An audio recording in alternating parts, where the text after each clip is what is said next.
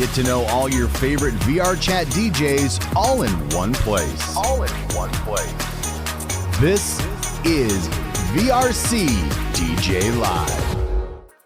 Well, welcome on in, everybody, and welcome to VRC DJ Live, a nice little safe space to come on in, grab a seat, get to know a little bit about our DJ community and the people that are in it, and very, very fun educational program. Man, I hate saying that because it just seems like, oh, education's kind of dumb. No, it's not. We have a good time here. We talk a lot about different topics, not only about hardware or software, the type of music that you perform, but also the different spaces and clubs that we get to know and love in our community as well. Super excited to have you guys here. My name is Rob Roman. I'm your host for the program today. And of course, this is a live program, so at any point in time that you're watching and you want to get to know our guest a little bit more, or have any questions about our community, or even how to DJ, start DJing in virtual reality, that's kind of a really big thing too. Feel free to drop your questions at any time during the chat, and either I or my moderation team will catch up on it. But today, on today's show, variety streamer, prolific DJ in our community, owner of Rizumu, and from what I've heard on social media, a professional gremlin. I don't know how you get around to being that, but please welcome to the VRC DJ Live Studios, Aliquem. Hello, my name is Aliquem. Nice to meet you. So how do you become a professional gremlin in this scene? I know of some professional gremlins and some people that do gremlin about in here. How do you go about becoming a professional gremlin?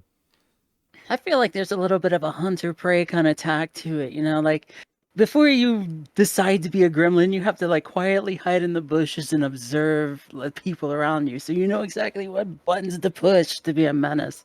I'm not necessarily like feeling like if I ever walk past any particular bushes in or let's just say that there are some bushes at Rizumu that you're constantly hiding in those bushes, but is that a way to say that we might be seeing? You should be attaching. That's what I was saying. You should like attach bushes on your avatar. Just like wait. No, definitely. I'll just toggle myself into a bush and go all Metal Gear Solid around people.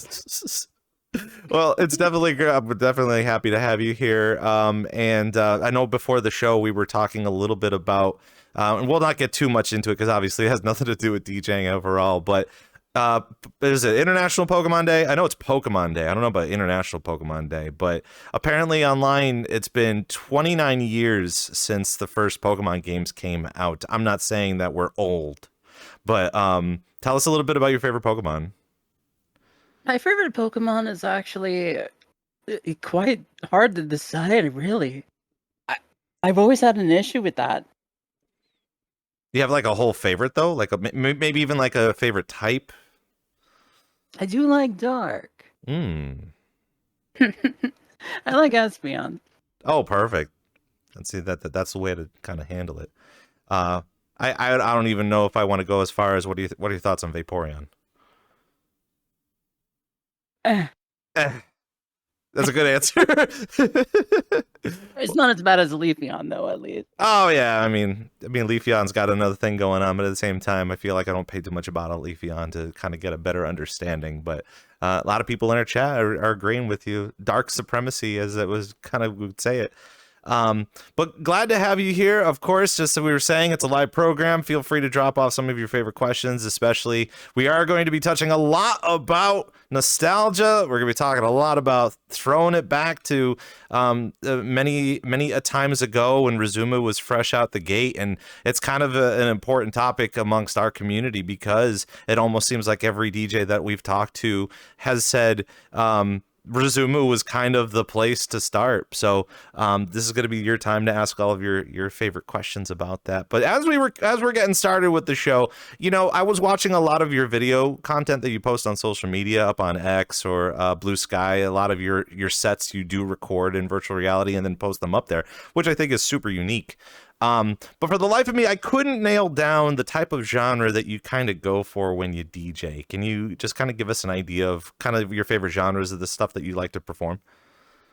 I think right now, like the genre that I seem to be, I guess, connected with the most connected with the most would be like progressive house and melodic trance right now.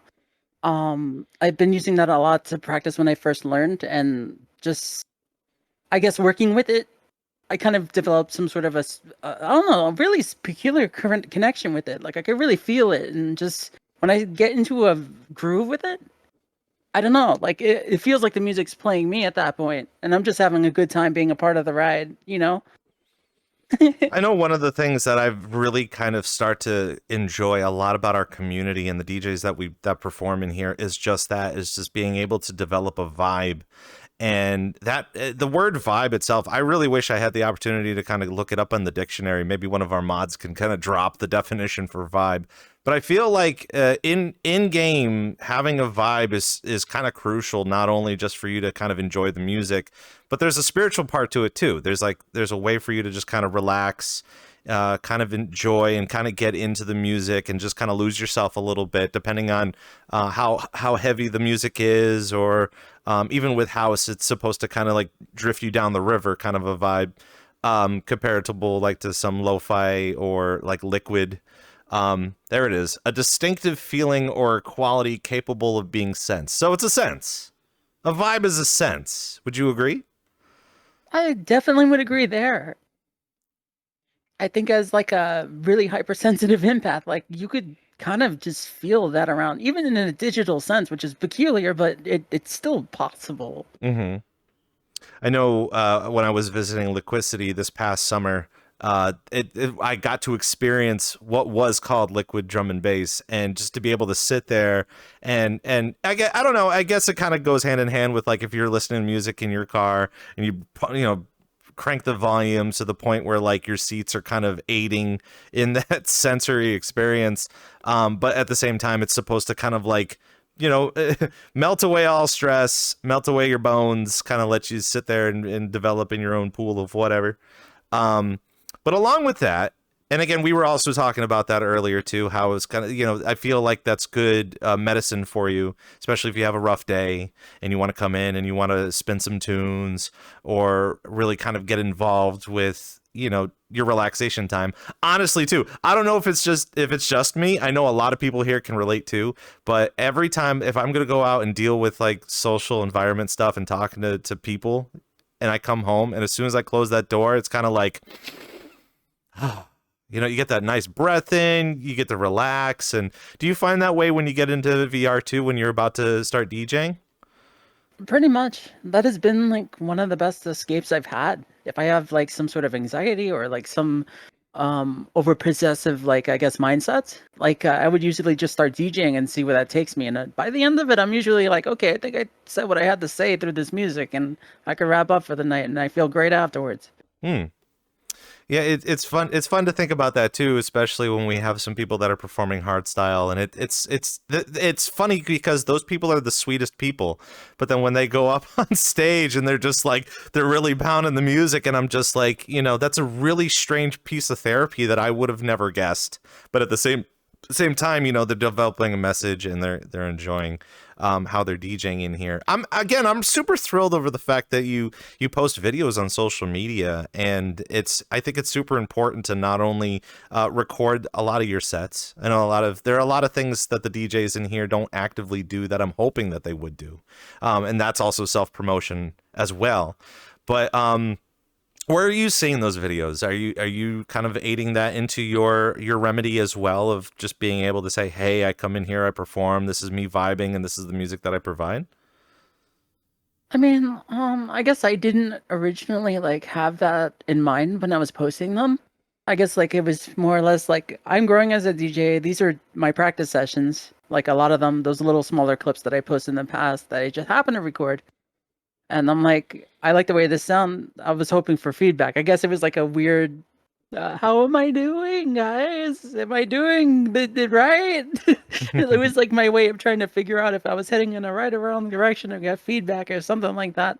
I guess if it served that purpose somehow without me knowing, then I mean, that's cool too. It's fun. But Yeah, go ahead. oh no, I was saying like I don't know. I feel bad about self-promotion. I don't think I don't know. I'm not at all confident in my abilities to be wanting to promote them, I guess. It also, I would assume too that like there's a practice to it, you know, like if you constantly set yourself up to perform, you know, let's just say weekly, and you record your set. I know for me, once I'm done recording my set, I'll post that on not SoundCloud, because copyright stuff is kind of stupid there. But I like Mixcloud, or I'll post it on, or maybe do like a Discord set or something, you know, kind of provide it to some people. But you kind of have to set yourself up for that. And even in this space where, you know, we're still trying to understand a hobby DJ compared to a professional DJ, or for someone who DJs for a profession, let's just say, not a professional DJ. Trying to understand that self-promotion is a little tough sometimes, because most of it is just kind of, well, I want to go in there and have a good time. But there is a sneaking little part of us that's just like, well, how come no one's coming to the set? How come no one's heard of the set? Or it's too late and they didn't show up to the set. So what are some of the things? I mean, I honestly feel like people should be taking a page from your social media anyway, and just be like, post it, you know, record it. Put a camera in the corner, maybe hit record on either Record Box or Serato or something, or whatever you're using, and just kind of go with that. But what do you think that we should start kind of doing as DJs to help promote ourselves a little bit more? I feel like well, I know there's already like a good like communicational network within VRChat already. Like people are always talking to each other. People are always going to mutual events and sharing their passions together, and then connecting that way. So like, I guess internally that's all good, but trying to reach outside the bubble, yes, definitely short form media would help. I don't know, maybe if a DJ wanted to like get a 60-second thing of like a hot transition or some crazy mix they did in a segment that is easy to digest for like the social media consumers on the go, that would definitely help with some hashtags, or like, I played at these VR clubs if you're interested in that, and I guess whatever relevant you know, meet space information they would need if they're doing it outside too. I don't know, like I think like a lot of the organic nature in combination with that would definitely help, instead of because I think at least in VR there was a time where people were like, I'm doing this, I'm doing that. They'll self-insert themselves in the conversations instead of actually having a conversation to eventually build to that point when they develop a relationship with who they're talking to at least bring up relevant stuff they're doing. I think there's, you know, there's a right and wrong way, I guess, about promoting yourself, and then doing it in a way that's not going to rub people the wrong way either, whether you're talking about it or using social media to do it. I guess you don't want your accounts to just look like a billboard sometimes too. You gotta honestly. make sure like your human self is definitely present. Yeah, and that's super important to think about too. And I didn't really think too much about that. I know in this game there is a lot of show and tell. That's kind of the best way I can explain it. Is even through avatars, or maybe you are a content creator and you want to showcase a lot of your content. But I never really thought about that too, especially with the DJing part. Is, you know, you can be very proactive in here as a DJ to perform.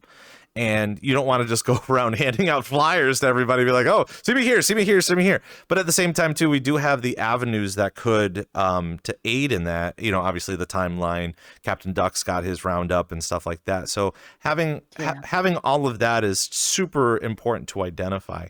And kind of leading into that, too, especially within the groups. Been noticing a lot of vibes. A lot of sensory experiences, and those vibes heighten the experience overall too.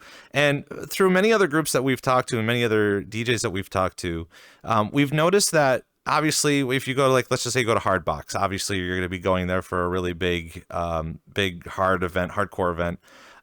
Even comparable to Kaleidosky. You know, Kaleidosky, you go there, and I want a better term than a vibe, but there's a vibe. You know, there's just that sensory experience where you're just chilling and having a good time.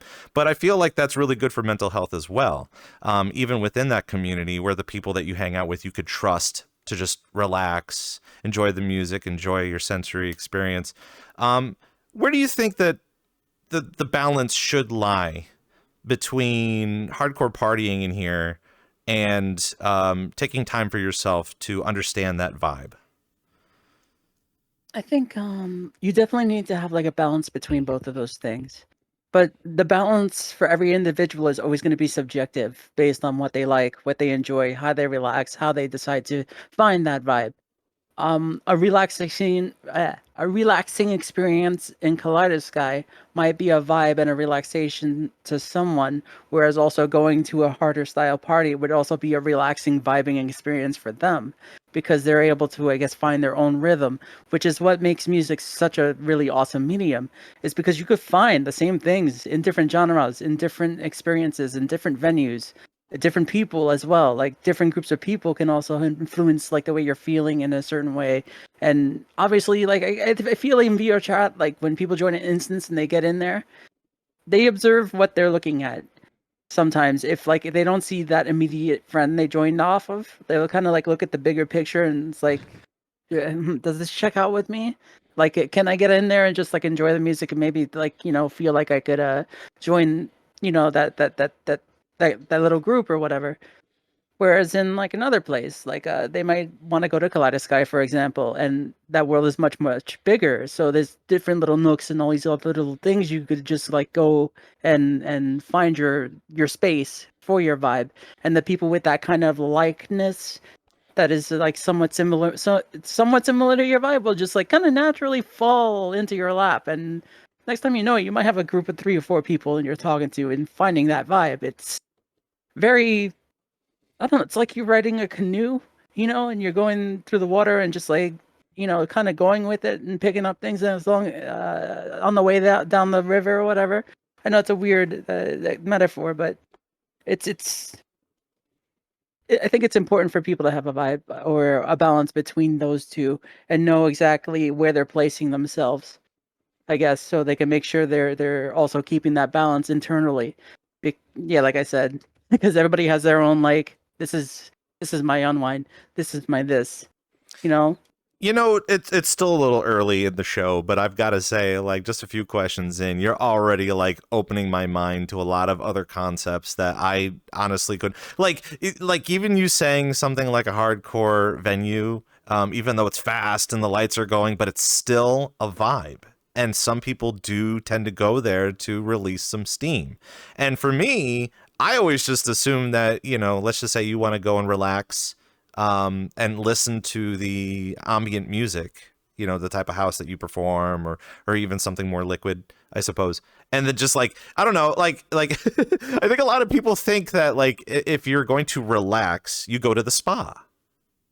But for most people, maybe a hard rock concert in a mosh pit is kind of your relaxation. Like, I would have never really think of it like that, but now that I'm kind of thinking about it, even that Exactly. even that type of aggression is still a sensory experience. Exactly, like, because there would be times like, let's say, I don't know, I went through something in my week or something like that, and I'm like really like emotionally in a place in a funk. And I would look for a harder vibe. I would probably like end up muting everybody in an instance and be right in front of the DJ, just dancing my butt off, really hard to get it out. Just like tune Yeah. all that stuff out, let it go, and then like while I'm letting that go, like the vibe around me just kind of starts to connect to me a little bit more. So then I just start turning to other people and I guess start dancing with them, interacting with them, and enjoying that kind of higher energy vibe, because it's I guess I got rid of my frustrations and I'm in a better place to open up the door to other people. And then you end up screaming at your neighbor, and then you're also sweaty, and then you grab a towel, and then you de-sweat because you're just like having a good time thrashing, right? Yeah, exactly. Absolutely, that's really cool. We're gonna talk more about vibey stuff in a little bit a little bit down the show. But I do want to introduce everybody that just came in. This is VRC DJ Live. We're sitting here with owner of Rizumu, Aliquem, and one of the things that we are going to be discussing on the show is a lot of the throwback stuff, a lot of the nostalgia stuff, and I think there's a lot of people that are genuinely a part of our community that want to get to know more about not only just you, but just overall how all of it kind of got together. So for those people that are in chat, feel free to submit some of your questions if you have any questions about the DJ community, or want to ask Aliquem, like, what's your favorite flavor of ice cream? I guess that's an important question. I think a lot of people need to know that, but I don't know, is that something you want to tell people? I'm an open book. I mean, just don't go judging me on my favorite flavors. we're gonna have a problem. Are you one of those mint chocolate chip people? You like mint chocolate chip? I'm just kidding. I like mint chocolate chip. I'm not putting you any pressure. I will It's say either that or cookies and cream for me, honestly. Yeah, I was gonna say because like they have ice cream where it's just like you can have vanilla and you can have chocolate, but then they have a thing called patchwork where you can mash up squares like checkerboard squares of vanilla and chocolate, and together it's a whole new flavor for me. I don't know. Ooh, that sounds great. Of course, I'm just interested in ice cream overall, but kind of wanted to talk a little bit about your drive in VRChat, and obviously you've been in VRChat for just as long, probably just as long, even longer than I have in here, and the fact that like we don't necessarily go back nostalgia times to kind of bring back what we've learned in the past to where we are now, and I know we're going to kind of feed into that in just a moment, but I kind of wanted to know, for example, I've been in here for 7 years. I'm sure you've been in here a little bit longer than that. What keeps you coming on to VRChat? I think it's the connectivity that I find here. The fact that I can actually be myself here. I can have my own identity, one of which of my own choosing, I guess, and not have to deal with, I guess, like Meat Space, where it's a little bit harsher and like not so nice and all that stuff, which is natural. That's just the way the world is and people are. You can't help that. But at least, like I can find safety here. I could find not only escape, but that vibe, as we mentioned earlier, but not just in terms of music, but like in terms of like I guess self peace, that sort of situation. It's just I feel better here. I feel like I could think here. I feel like I've done more self growth and social growing than I have in my entire life through this, really. And I just didn't get that out there. It was just awkward stares and weirdness. And I felt like I just couldn't connect with nobody. Like I felt like an alien, like walking down the street. Just I felt like that weird puzzle piece that just doesn't belong in that jigsaw puzzle. Either that or like stuff that goes on in virtual reality that a lot of people, if you were to tell, they would look at you like you had 5 heads. Two, there is no way to easily explain this. We have the PBS documentary that's really good, and there's some other media out there that other people try to bring, I guess what VRChat is to the people that don't know what it is.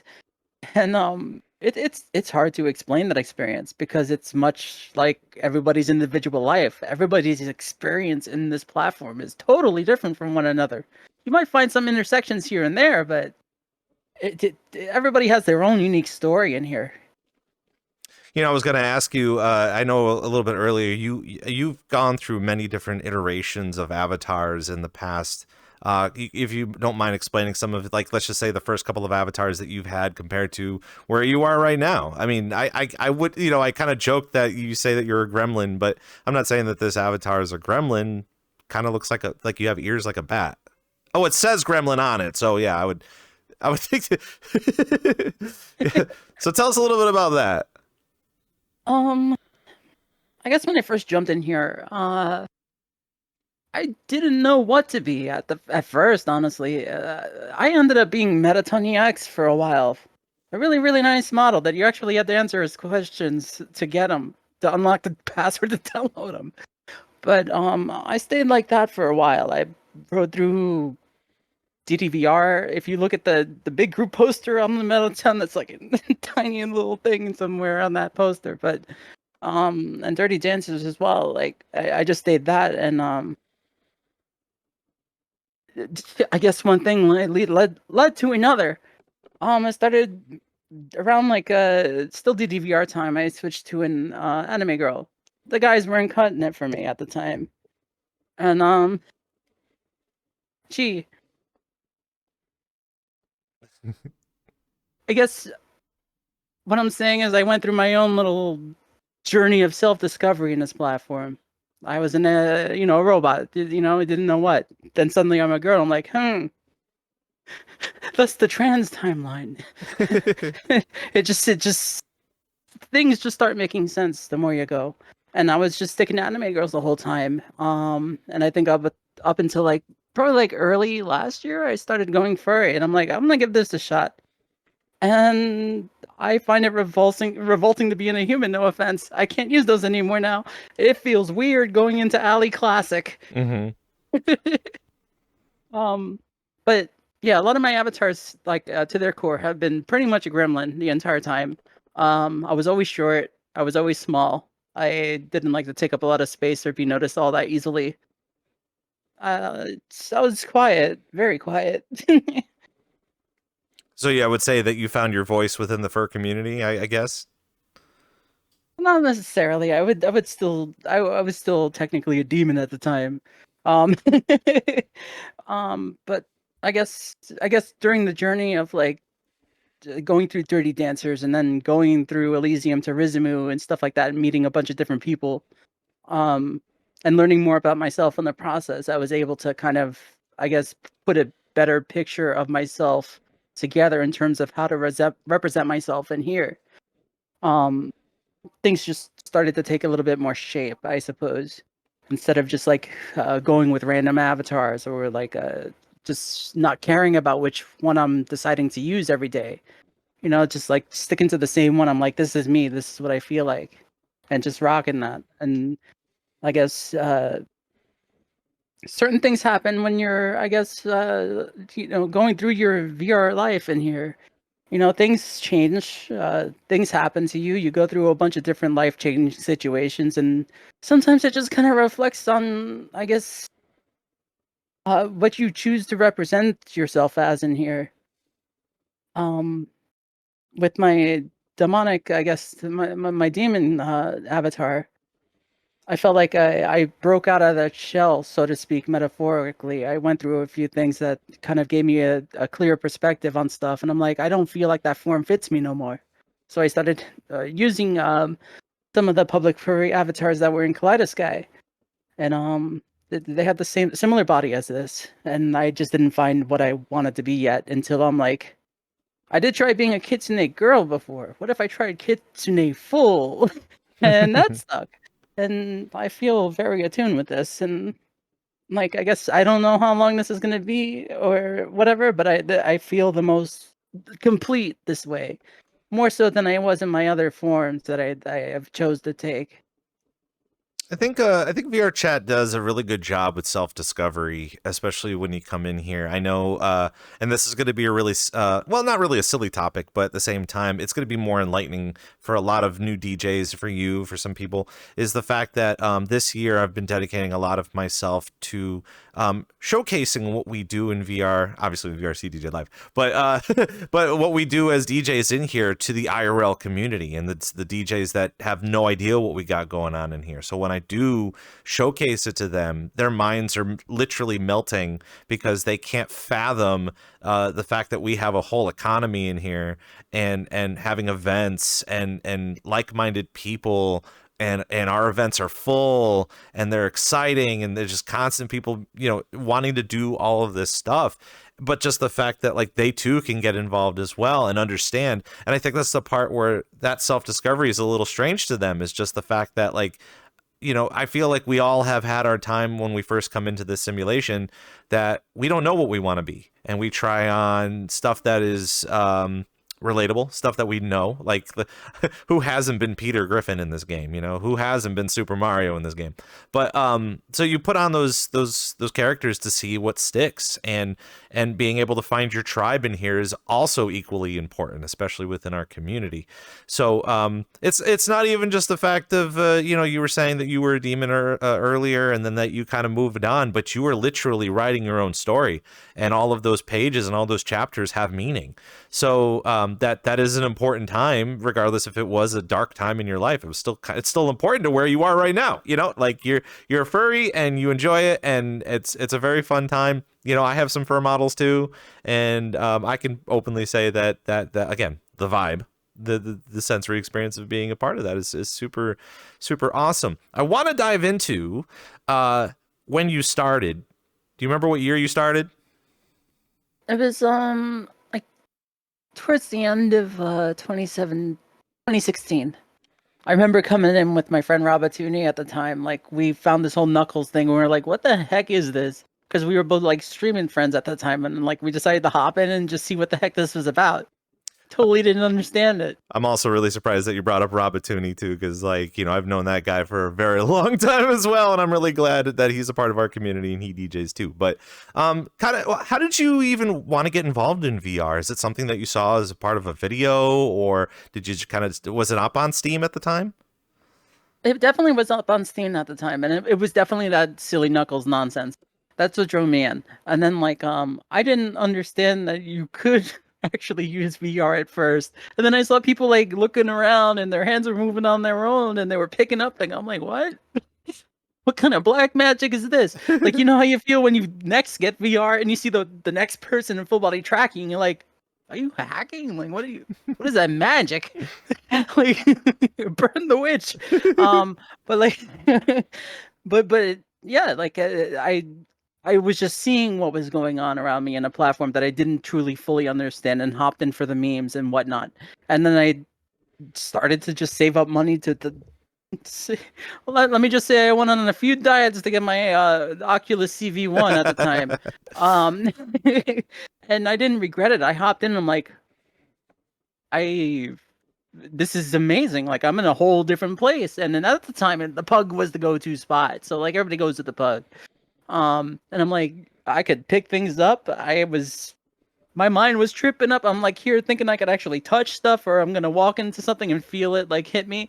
And the weird thing about that, when you leave VR after spending that new time in it, and you go back to the real world, sometimes you're feeling like your hand is just gonna go through a table, or something else silly is gonna go on. You're like, my brain is not used to separating these two things yet. And there is like such a weird process of I don't know, like, when you get a new fish and you put it in the tank in its own bag of water so it could get acclimated to what environments, and it's like your brain doesn't know how to separate those two things for a pretty decent while when you get into VR and then hop out of it at the at the start. Oh, I think a lot of us kind of resonate with that, especially with the new Oculus 3 and the pass-throughs camera system. As soon as I started to put that together, I was just like, I don't have to take my headset off. I can just walk around with my headset on and start picking things up, and I know exactly where my hands are going. Not yet. Go ahead.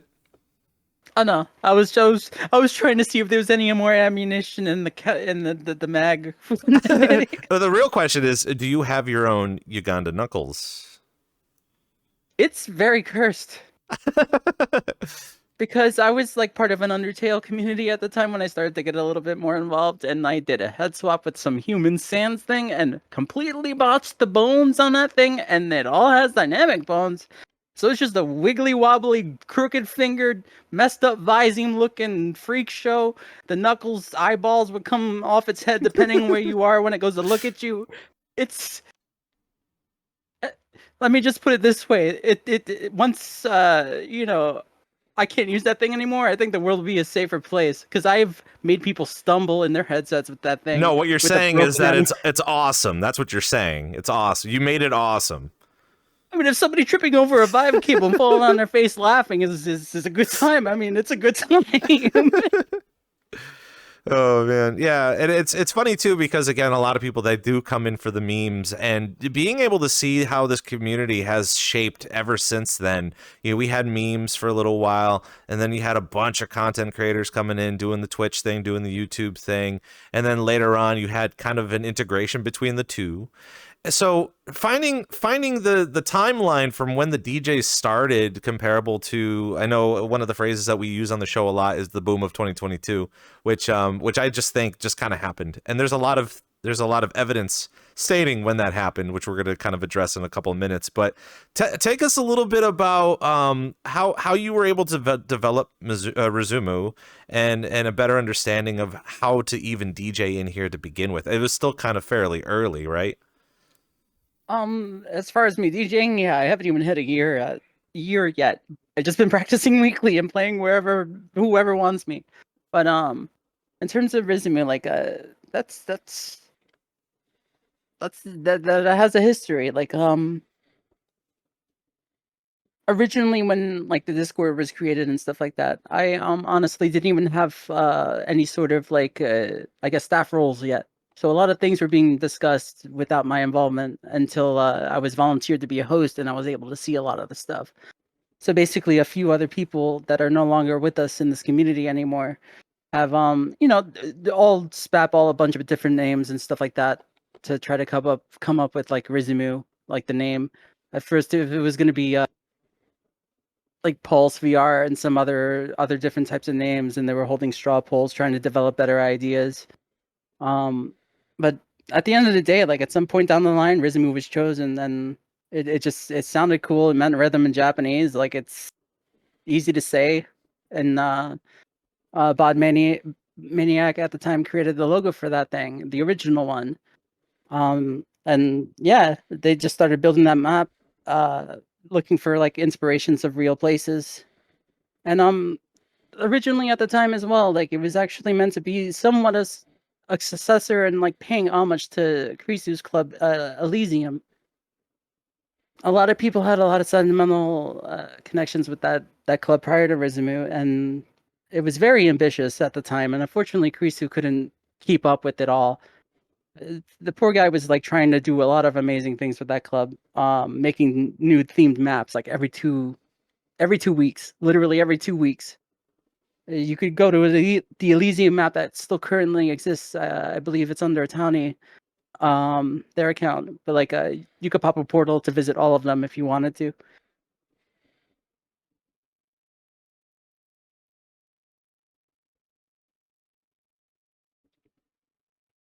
He's just doing a little bit of thinking there. Yeah. Of just kind of like So like the beginnings. I know a lot of people they continue to reference Rizumu as being kind of the premier first of its kind experience in virtual reality. Now, as you were saying earlier on, that DJing kind of started as kind of like a weekly, like a bi-weekly thing. Kind of you were just doing it for practice and stuff like that, and getting a better understanding of when the club came to be. As you were saying, you kind of put together Discord. You got some community members. How did that even come to be? Was it just a matter of just developing a place for music? It's a dance club at the beginning, right? yeah, basically it was a dance club, like just with a little bit more principle in terms of respecting the DJ, making sure they got the proper attention and weren't treated like background noise. Trying to prioritize the front of the space around the DJ for explicitly just giving them full attention. So like meaning people shouldn't be talking all in front of them and being distracting and stuff like that. And a little bit more moderation on drinking too, because that was kind of a problem Sure. at the time, the earlier times. I mean, a lot of people came in here to do exactly that. A lot of people came into the earlier club scenes to just kind of drink and party. Like I think a lot of the times, like those earlier events were looked at as just parties, not really so much of experiences or like a rave per se, but it was just like a typical unwind social thing. Yeah, And I was kind of gonna feed a little bit into that because I know earlier on, to my memory, is you had places like Void Club and the Vault, which we're gonna kind of talk a little bit about in a moment because we were just talking about it at the beginning of the stream. But from what I could remember from Void Club, for someone who was just a visitor, I wasn't really a part of the group or community or even trying to figure out a Discord at the time. It was like there was a club made, there was a dance floor made, there was a place for the DJ to perform. Obviously, no video players were around, so trying to understand the role of the hangout spot, comparable to like the Great Pug, for example, right? The Great Pug, you would go there is that music that kind of plays, and then you kind of have three floors of not really role play, but like hangout atmosphere, I guess would be a good place, good way to say it. And at the time, depending on which group you were a part of, there was like some RP. You could be the bartender, and you could be the disgruntled drunk, town drunk or something, or you could just be a tourist or whatever you want to be. Or you would run around as a meme and do the meme thing, or just go there and socialize with everybody else. But the in between, and in my opinion, in my thought process of understanding what was considered kind of a music club that was like Void Club, but had kind of enhance that experience would be Rizumu. The fact that you'd have a social area where you can talk about your favorite genres or music or vibes or dancing and stuff like that, and be able to provide that element of music and dancing and stuff like that. So I guess the next question would be, how did the whole integration of DJing and understanding, because again, video players were still fairly new at that time. How did the DJing kind of work, and how did like bookings work at the time when you were first starting? Thankfully with the, I guess at the time when that first venue was made, like there was some sort of a video player system, albeit it wasn't as smooth as like the U-Sharp player or a Texel player or anything like that. Like entering custom URLs was a pain. Even praying that a Twitch link would work was a pain. People would make pre-coded buttons for Twitch links to try to see if that would work. There was a lot of like really rough around the edges MacGyvering going on with those days. Like we didn't have like a full system, as you mentioned. And prior to that, DJs were actually just DJing out of their microphone. And if you were in a Discord at the time, like you would just get their Twitch link and tune into the website while you're in VRChat so you could, hear better quality audio. But yeah, like Rizumu and the other clubs like it were definitely that kind of space where like you could go there, enjoy the music, the atmosphere, the people, the conversations, without the fear of that public void experience where somebody comes in to crash you or uses some crazy nonsense to interrupt your experience and what have you. And there would be times I would go to I initially started out in those void clubs too. Like I was just chilling there as Metaton, waving some glowy sticks around to whatever pre-built baked in music was in the world at the time. And when I became a part of Rizumu, I was actively just like looking for people that were just dancing and grooving on their own to music, or in Void Club, literally doing the same thing I was. And like, I would just try to pitch them, hey, like at this hour, like I actually made a little plain thing on my hand that I could pop up, like a business card or something like that. It had like the Discord, it had like when we had our events and stuff like that. And I would just show that to them so they could take a screenshot and like join our Discord or whatever. And I'm like, if you want to, I would just tell them, you want a safe space, a safe experience with live DJ performances and actual people you could probably actually find a vibe with. Like, come on, join this Discord server. We have these events that, whatever days. That was the old way of doing it because we didn't have no timeline. We didn't have no groups. We didn't have any of that stuff. It was all word of mouth. And, we're at the time, those communities were in their own little bubble. Like it was not broad at all. Like there was with the several clubs that were floating around at the time, everybody was like trying to fight each other for the same audience. It was a nightmare.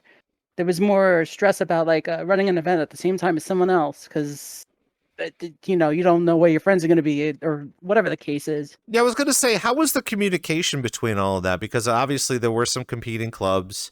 I feel like at the time, collaboration wasn't much of a thing at the time. I mean, not as it is nowadays. You can kind of collaborate with most clubs, but I would assume, again, like where that outreach to try to figure out during that time who enjoyed music, who wanted to hang out, who wanted to dance, and being able to pull in all those people, it must have been nothing short of a nightmare to try to figure out, unless those people knew other people that were interested in that as well.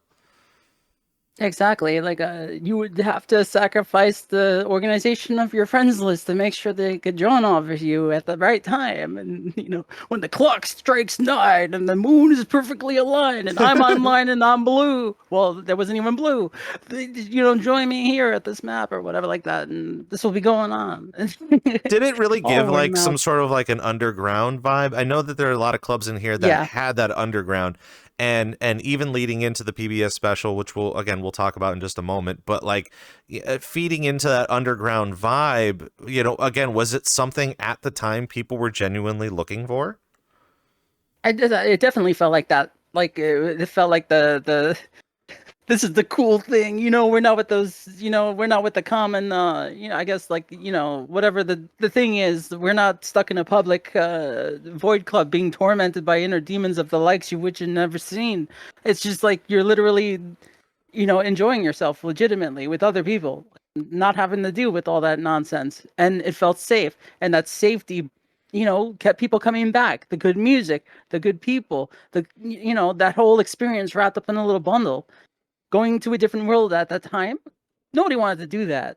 It was their safe haven. It was like a weekly ritual to them too. Like that's just how it was. It was very intimate.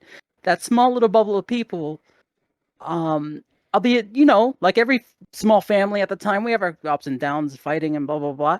But at the end of the day, it was a family. It was a close knit. Everybody knew everybody. Everybody cared about each other, like legitimately, not just for the sake of saying I care about you because I want to look good. No, people were actually talking to each other and very close and very active in these discords too. And everybody, like, there were meetups and stuff like that at the time too. Everybody was pretty close, like really close. And now there's just so much, so many things going on, so many people. Not that I'm saying that this is lessened. I still kind of feel like there's like even in this bigger scene, there's a big family element there. It's just harder to keep track with everybody now. It's so interesting, especially, and again, these are the moments that I feel like I really wish that our community can take the time of, winter break, cabin fever, I need something to do, and this is your something to do, is to kind of go back and kind of see how it used to be, kind of see how bookings used to be, clubs, how they first began, as well as get a better understanding of what went into VRChat earlier on and what was popular at the time. And one of the things that, like, again, I'm not going to continue to ramble here. You're the guest. I'm not the guest. But I think it's equally important to understand is just that even during that time of some of these clubs that are now ginormous, they've got a lot of community, a lot of outreach, a lot of attention, and people want to go and experience that. For me, all I knew was content creation. So I was a part of the whole gaggle of people that were making those big meme avatars that we would constantly be in the lag-free box all day. And they've got massive avatars spitting out particles, and they're just kind of messing around, having a good time. But I felt like that was, again, another corner of outreach to a specific demographic of who was looking to do something. So as it progressed several years, even going into the pandemic, it still blows my mind that, something so small as a small group of people that want to get together and socialize and listen to music and dance can really make an extremely large impact in our community, so much so that it's kind of second nature to say, I don't know a single person who hasn't been to Rizumu and like been able to experience all that sort of stuff. So obviously kudos to you. Do you ever find a moment in your day where you just sit back and you think about that? You think about like the many lives that you've touched for kind of putting this together and kind of exploring the fact that this is now a forever thing. The magnitude and the weight of that is like on an unfathomable scale to me. There's a lot of times where I just don't even feel like I'm deserving of even having that, whatever that is, that honor. I don't know, but I definitely like can't say I've done it entirely alone. I've had good, kind-hearted people along me during this entire journey. And that includes the people that were no longer with the Rizumu that, had to go their certain ways for certain, whatever reason they had to. Like, the Mojo Peg, Modelon, Paul Manson, like, the one day he just like, hey, could I do some stuff here? And then, we decided to work together. Like, we literally just, the little bubble I mentioned earlier, we literally just figured out a way to break out of that. Like trying to do things differently, trying to change the set length, because every set was back then was 2 hours. Oh, so you host a night of 4 DJs that are all playing 2 hours. Good luck with that. kind of glad that changed a little bit. Yeah, 2 hours. Yeah, the hosts were not having. They were having a good time. They were drunk on the floor, passed out. I mean, I guess that's a good time. The success wins. But that's a lot of hours you put in, and like trying to do things differently. Like Paul helped us with the help of Sarah Akai, like get in touch with the Japanese side of everything. Like we tried to like connect with them more and trying to have them pop up a little bit more and being able to see what their culture and their community is like, and having the ability to just like, wait, America's just a tiny piece of this. There's a bunch of people over there and they're having a blast. Why are we not talking? And that gap, that bridge that was built with Club Egypt and then and so many others, like it just created a whole different window of just like how big this could actually be if we all decided to work together. And around at the time, like we have whatever was small here. Like sure, we had our quarreling, and as any community does, you're gonna have it. Everybody's human. Trying to keep that, I guess, not contained, but like from killing itself, ripping itself apart. It was a small little, tiny little thing that could easily be destroyed if everybody just doesn't get along. Tried to like make sure everybody was communicating, trying to make sure everybody knew who was thinking what and why people were feeling whatever which way, so we could make sure that doesn't fall apart. Once that was stable, then I decided to be like, yo, Paul, let's do some crazy shit. I mean, like, it was thanks to him, like he threw the idea in my head, and I like at the time, like I had the Rizumu, and I'm like, what am I gonna do with this thing? I don't want it to die either. But like we're fighting in that little bubble for the same amount of people that we've had for years, and we need to get out of there. We need to get out. We need to experiment and do things differently, or else it's just going to collapse on itself. Sure, you could have the good vibe. Sure, you could have XYZ, but it's hard to. It's just hard to, I guess, keep things rolling if you can't open the door to more people. And that was like for a while the reason why I left Rizumu like 16 plus instead of 18 plus, because like I wanted everybody to have a way to access this community that we have. Wherever they decide to go, they could go from there, and who knows what that will do. I've seen so many people come to Rizumu, and then like I just see how everybody's life changes depending on what direction they decide to take. And it's more than just the music scene. Like it helps the music, it helps and the people too. It just helps the people too. Like I've just seen so many people find hope, find a connection, find a purpose, passion, love, everything.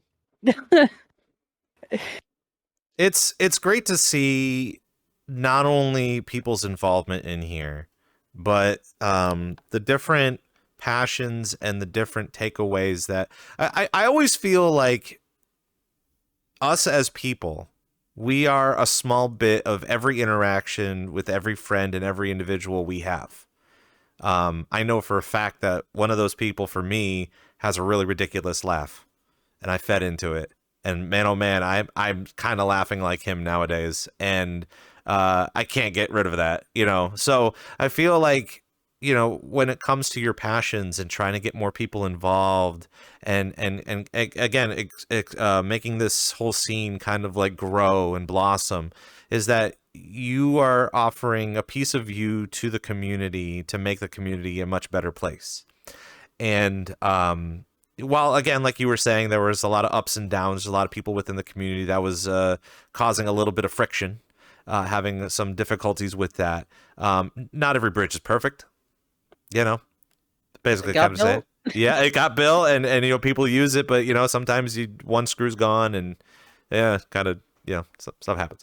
But again, being able to be a part of all of that, and now you are a piece of everybody's livelihoods, people that come in here to enjoy the experience. They know of the things that you've done. But again, like, oh my gosh, I hate to ruin this tender moment, but like having the younger kids, the newer kids in here not reflect on how it used to be or how we've built up this entire thing, it's a struggle. I really wish that they would take some opportunities to recognize some of the things that you've done for the community, what we continuously try to do to raise up the community and kind of build the economy that we have in here.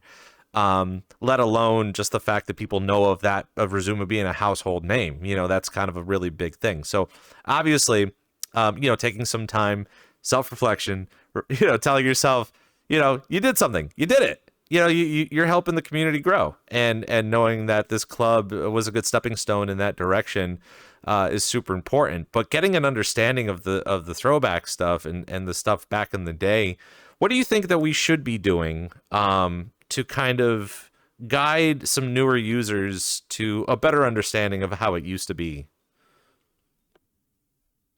In regards to that,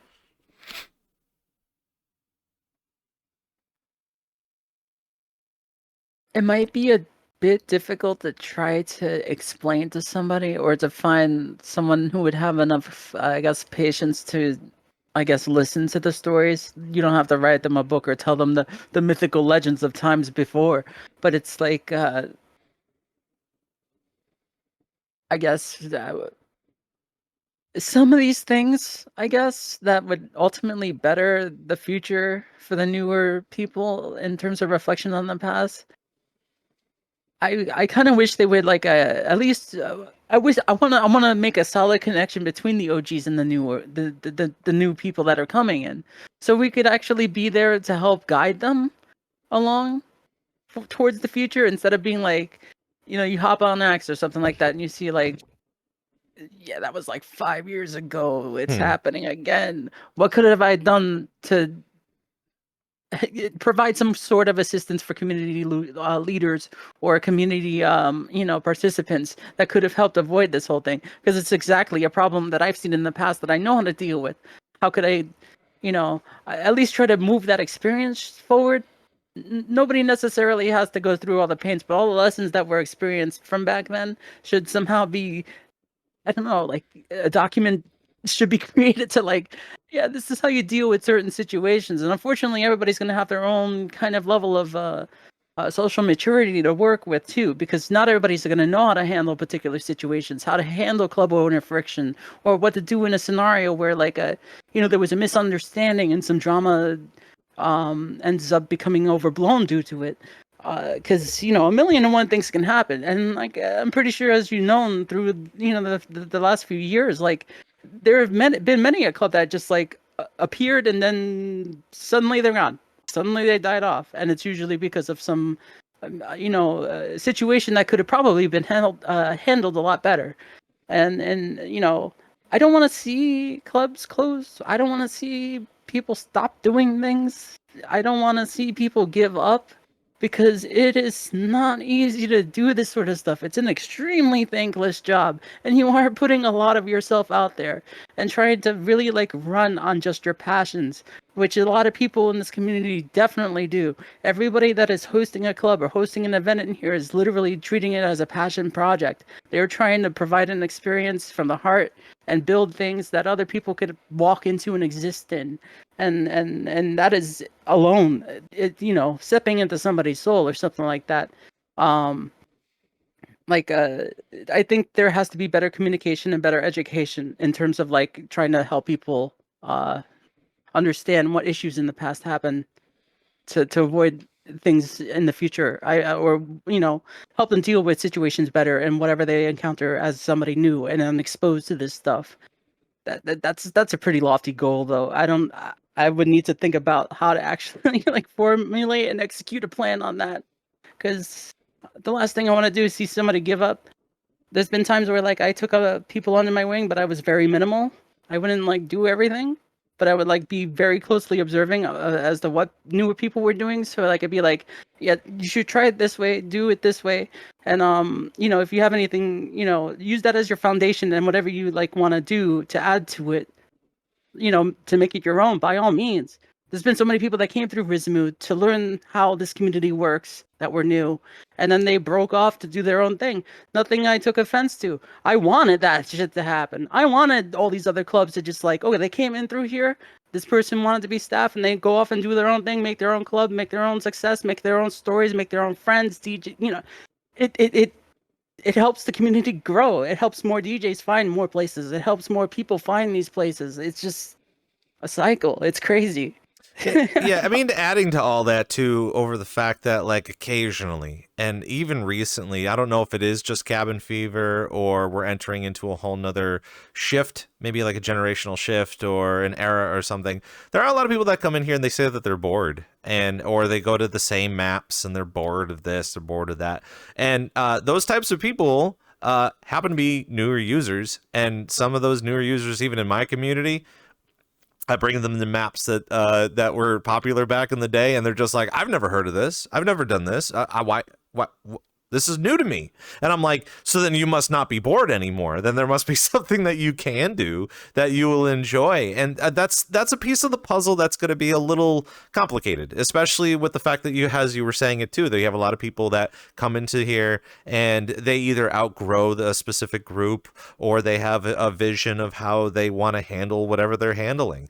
Most of the groups nowadays, and maybe you could see it, I know a lot of people in our community do see it. It's not even just a matter of like, you know, you're like Bender from Futurama. I'm gonna make a better club with hookers and blackjack, and you know, I'm not saying that that's a part of our community, but there are still a ton of people in here that you know, they learn something and then they kind of venture off into their own part of the world, a part of the VR chat, to explore, to see if they can't make something even better out of what they've learned.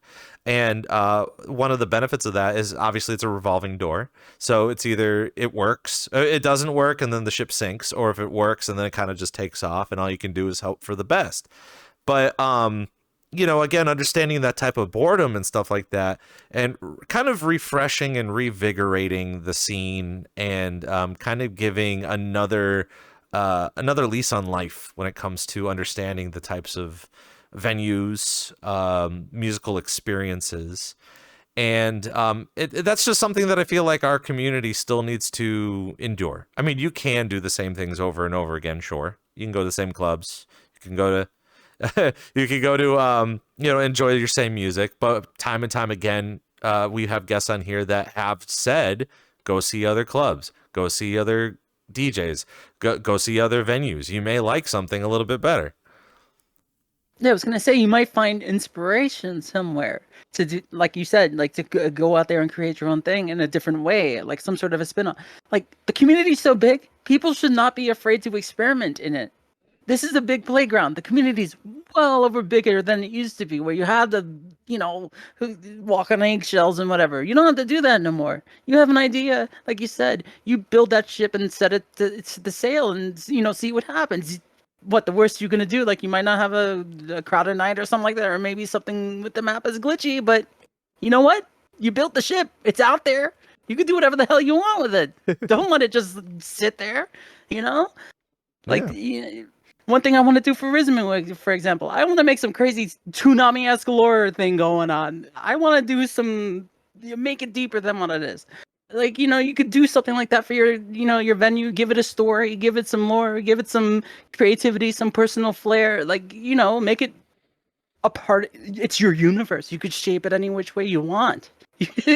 Like, for real, people shouldn't be afraid. And I think as a community, we need to help each other, kind of help people break out of those mental, you know, restrictive thought processes, so they could actually feel like, you know what, maybe I can make friends with some people in here. A lot of people are really easy to talk to. You can make friends with a few map devs and shader devs, and you know, maybe you could get excited over a project or the thought of a project, and maybe, who knows, you could later on start it, and then bam, you have your own venue, you have your own idea, it's taking shape. You built it with a bunch of friends, and you know, it's better than just sitting on your hands doing nothing, or doing the same thing over and over again. Right. You know, shake it up a little bit. This is VRC DJ Live. We're sitting here, and we're live on Twitch, but we have the replay up on YouTube. We're sitting here with Aliquem from Rizumu, and just kind of talking a little bit about you're so passionate about you know, giving Rizumu a nice fresh look, modernizing. I've obviously seen a lot of other worlds, a lot of other venues. What have been some parts of those venues that have really piqued your interest about maybe some changes that you would want to see down the road? I really love how creative and outlandish people are being. Like, back in the day we had boxes. To an extent, we still have boxes, just with more flashy lights that are actually audio link now, because we didn't have that either. All you good kids, all you new kids got it good right now. As I feel old saying that. Nothing's broken. Everything's good. Everything works.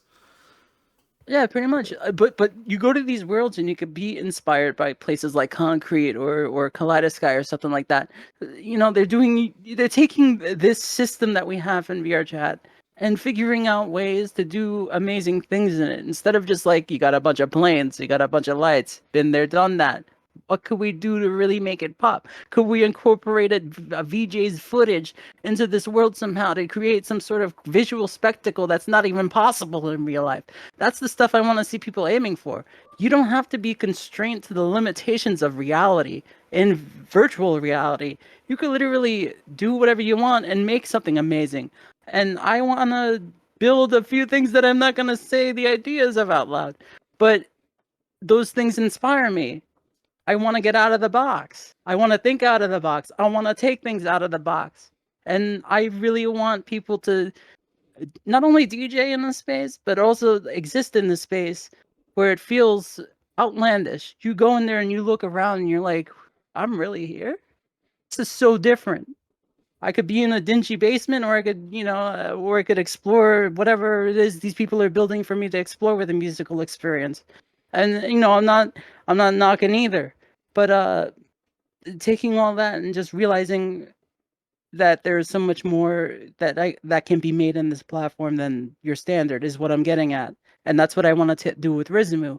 Rizamu's map is really nice. Mo commissioned this really nice map, and it has like a whole enclosure of screens. And with LCCGI, a VJ playing there, or DJ with good visuals or creative visuals can really dictate the moods using those screens that all the people dancing are encased by.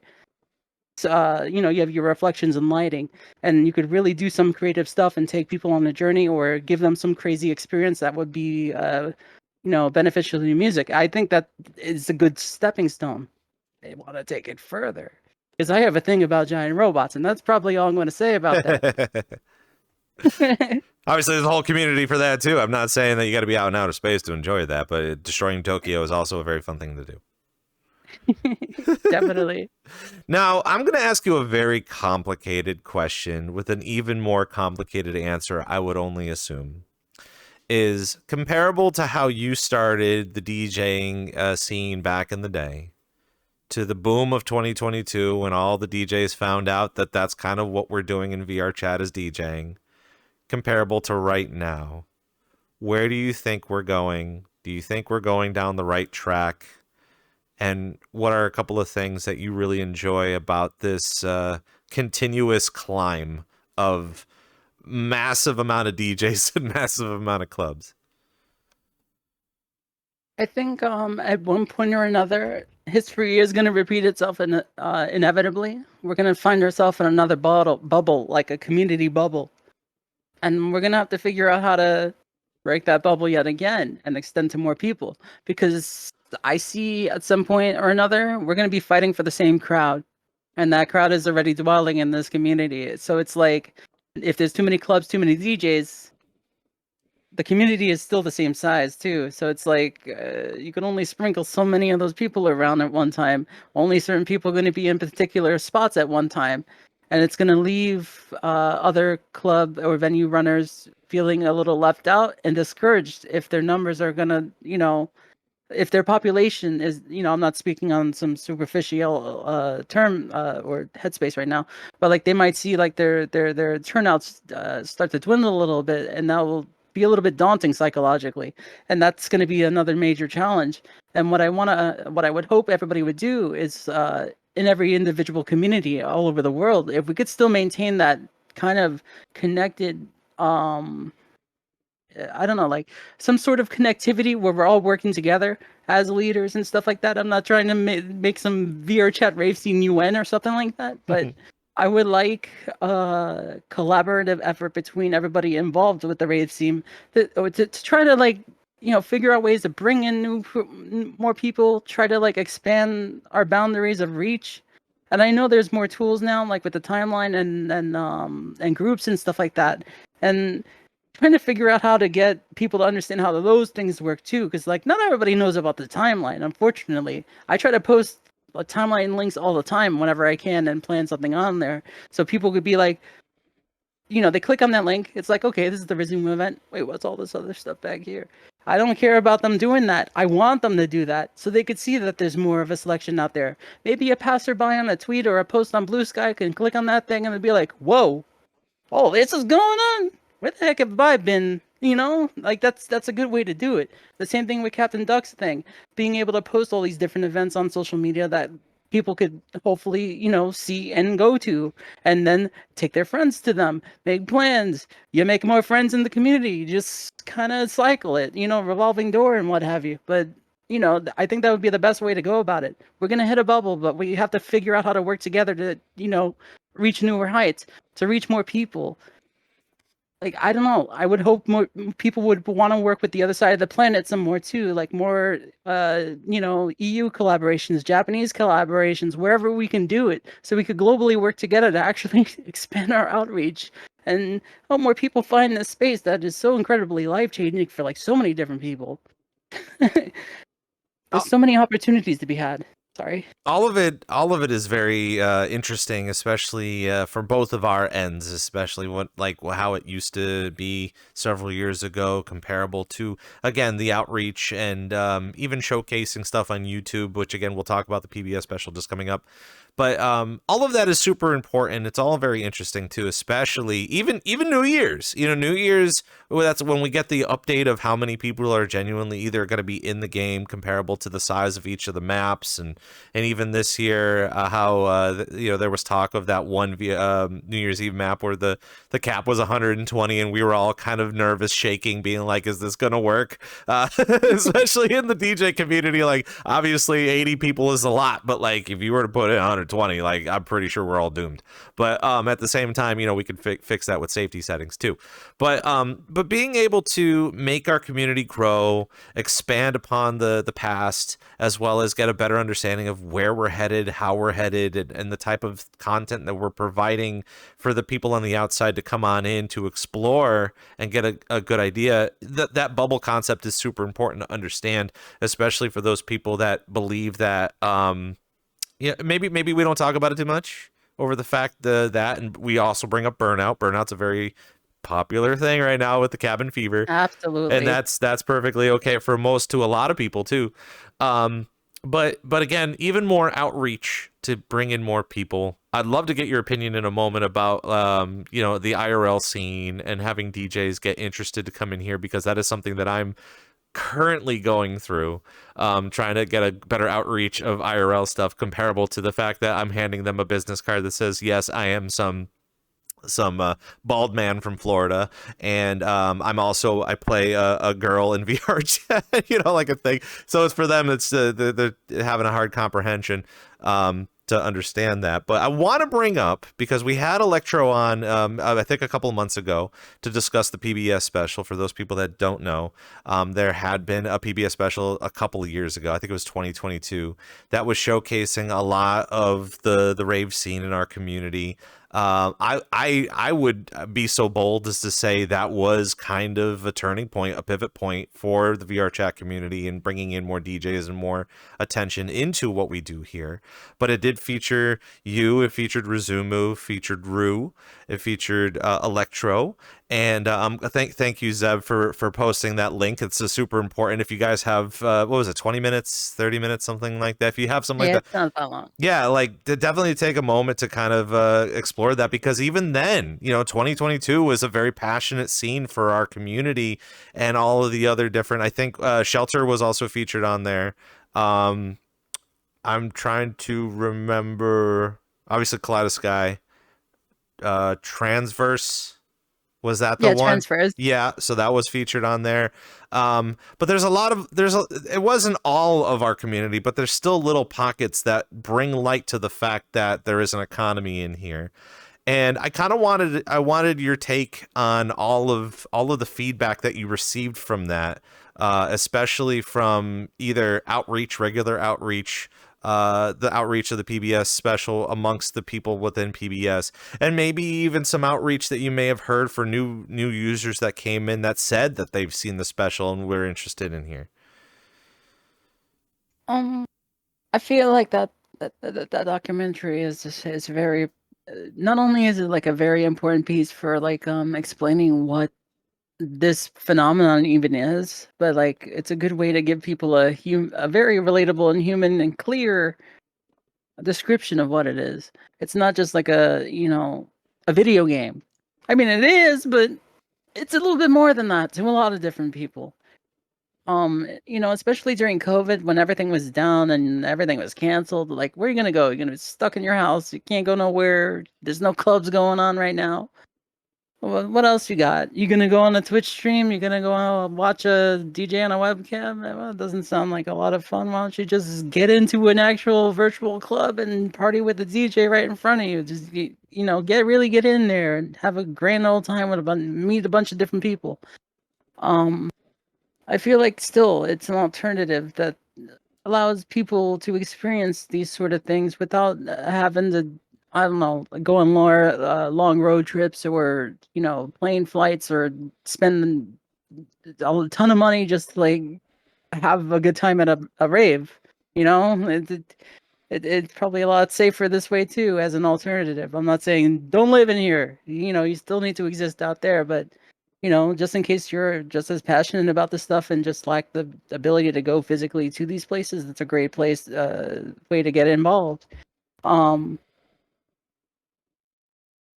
That definitely did help. A few people have like come through to Rizumu and said like, I found your the documentary you were a part of and stuff like that, and like I wanted to check it out. Like, was it like? I've been able to actually like speak to a bunch of different random people that I've never met before and got to, I guess, clarify a whole bunch of different things and introduce them to like everything else that has grown since that video. Because there's still newer people that pop in saying they just saw that video and they're like, what else is here? Like, I know the video was a few years old and there has to be more than just this going on. I'm like, of course.